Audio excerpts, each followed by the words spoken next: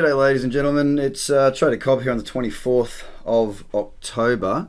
And geez, I'll tell you what, we've seen the alts have a pump. We've seen some good activity coming back to some of these alts the last sort of, probably about 8 hours actually.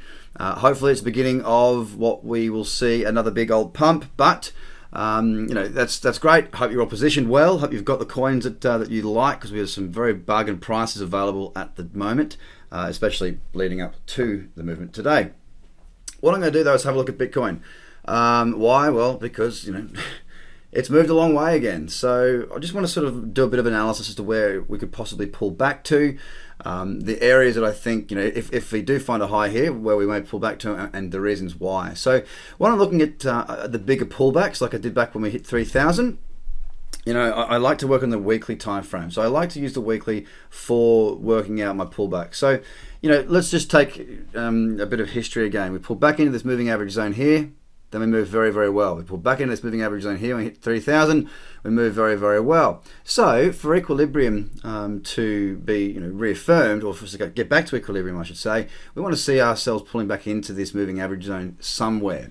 There's good convergence on the indicators. There's no sign of this trend reversing on the weekly. Very good higher highs on the MACD as the price has made higher highs.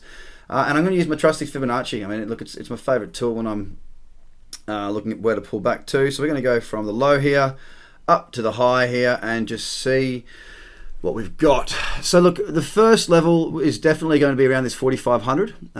There's 50% and 4,500. It's a round number. It's a mid number between your 4 and 5,000.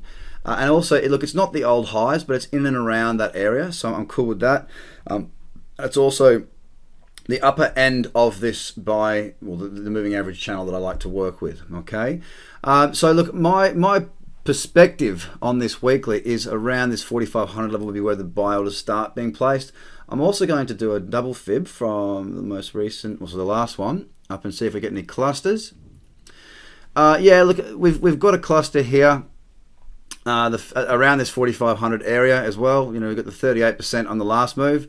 And the 50% on this move. We've also got, let me just make sure I've made sense of that. So the 61.8% is down around 4,200. What have we got there? Anything else matching up there? No, let me get rid of that.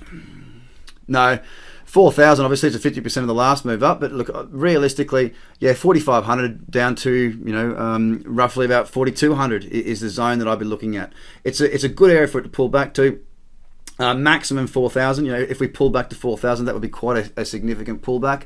Look, it could happen, and it might happen like we did on 3,000, a quick spike down to that level. But I'd be suggesting for myself personally, this is obviously not advice for anyone else, my analysis would suggest that buying Bitcoin around 4,500 maybe for my first few orders, working down to that 42, and maybe having a bit in reserve or an order at 4,000 just in case would be my perspective on how I'm going to play this out. But for now, obviously there's quite a bit coming up on Bitcoin. What's going to happen, I don't really know, guys. Look, I'm just a technical analyst reading charts. It happens to be that what we've looked at in the past on the charts has worked out quite well. So I'm going to keep doing it. Been doing it for a long time. I trust in my analysis, and 4,500 is kind of the level, slipping down to about 4,000. But 45 to 4,200 is my pullback positioning for Bitcoin. That may change if we continue to break out to new highs. I'll continue to redraw my fibs and see if that number does change at all. Anyway, guys, that's my little 2 cents worth for now. Hope you're doing well. Bye for now.